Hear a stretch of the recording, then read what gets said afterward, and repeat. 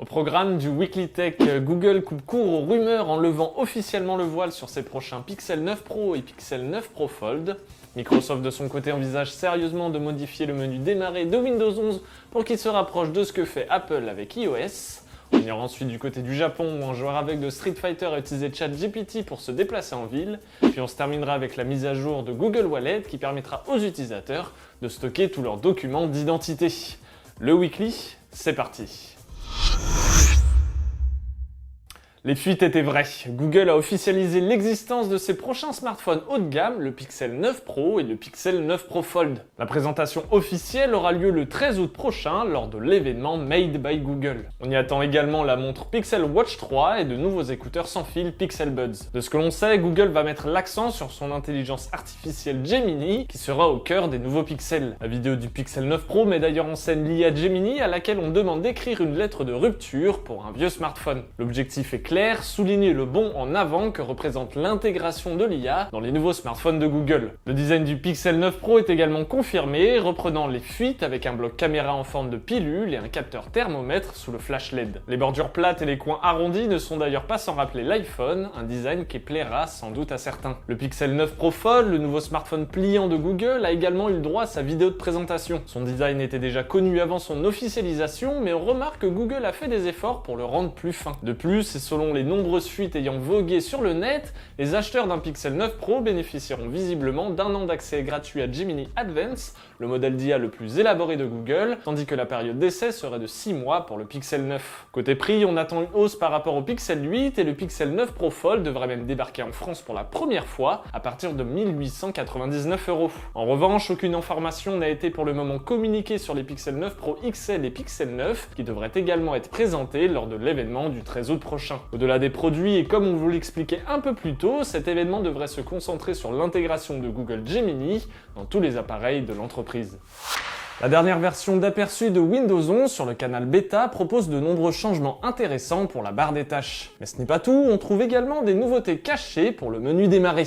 En effet, les utilisateurs ont découvert que Microsoft travaille sur une nouvelle section inspirée d'iOS pour son menu démarrer, avec des applications et des jeux regroupés par catégorie. Pour ceux qui n'utilisent pas d'iPhone au quotidien, les derniers systèmes d'exploitation d'Apple disposent d'une sorte de menu démarrer en la personne de la bibliothèque d'app qui permet de parcourir toutes les applications installées en allant sur la dernière page de l'écran d'accueil. Le système d'exploitation les présente sous forme de liste unique ou de groupes classés automatiquement par catégorie tels que productivité, divertissement, finance, jeux, etc. Aujourd'hui, grâce à l'utilisateur Phantom Over sur X, on sait que la version contient de nouveaux identifiants de fonctionnalités permettant d'activer la vue catégorie. Une fois activée, celle-ci crée des groupes d'applications de catégories similaires, offrant aux utilisateurs un moyen alternatif de maintenir leur liste d'applications ordonnée et bien organisée.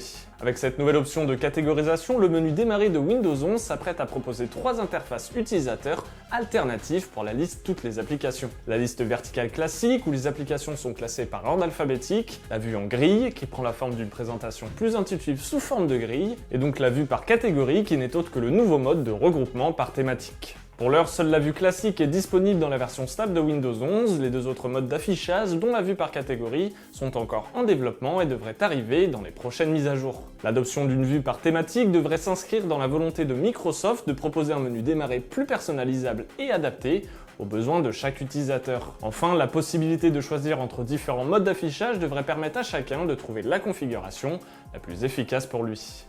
Imaginez devoir demander de l'aide à chaque coin de rue pour vous déplacer dans votre propre ville. C'est le quotidien de Masahiro Fujimoto, un gamer japonais de 26 ans, aveugle depuis la naissance. Mais récemment, il a dit stop à la dépendance. Fan du jeu Street Fighter, il a décidé de tester un nouveau gadget pour explorer Tokyo en solo, ChatGPT. Pour se mouvoir dans la capitale japonaise, Mashiro, de son pseudo, a donc pu compter sur le dernier modèle de langage d'OpenAI, GPT-4o, qui est capable de comprendre les instructions vocales textuelles et même les images, le tout dans plusieurs langues. Pour son test grandeur nature, Mashiro a troqué sa canne blanche ornée d'un petit singe contre un écouteur. En suivant les dalles podotactiles et en dialoguant avec ChatGPT comme on cause avec un pote, il s'est lancé dans son aventure urbaine. Dans le cadre de ce test, Mashiro devait se rendre jusqu'au stade où son tournoi de Street Fighter se tenait.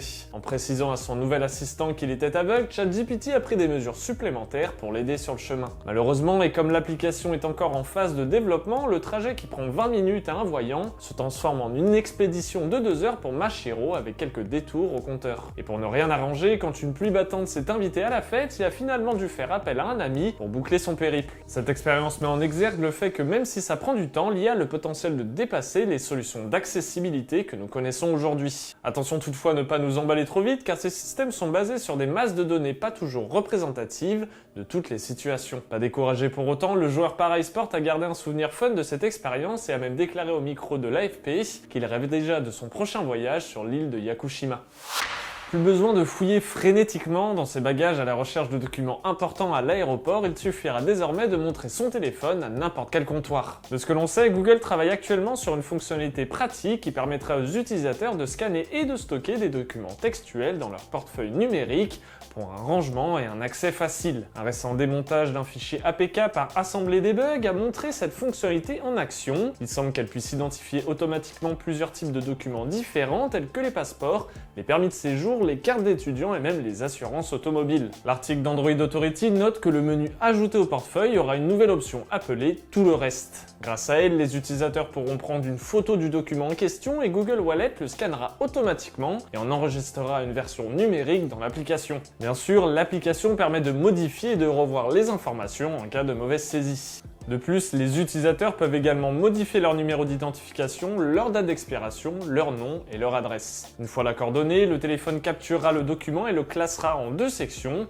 normal et privé. Si la fonction ne catégorise pas le document, les utilisateurs peuvent choisir et remplir manuellement les informations pertinentes en cliquant sur Ajouter un champ. Google affirme également que la société ne stockera aucune information provenant des cartes privées sur son système. Enfin, et même si la date de déploiement de cette fonctionnalité auprès de tous les utilisateurs n'est pas encore claire, elle semble entièrement fonctionnelle sur le démontage de l'APK, ce qui laisse présager d'une arrivée dans les prochains mois. Le Weekly Tech, c'est déjà fini, rendez-vous la semaine prochaine.